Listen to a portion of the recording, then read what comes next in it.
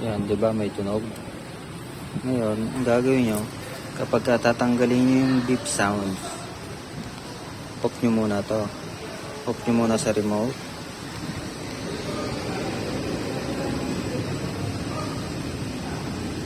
Yan. Tapos, ang gawin nyo, pindutin nyo to, at saka ito, nasa taas, na mabilis. Parang ganito. Then, buhayin nyo na ulit. Pagkabuhay, then check nyo na. Ayan, wala na siyang beep sound.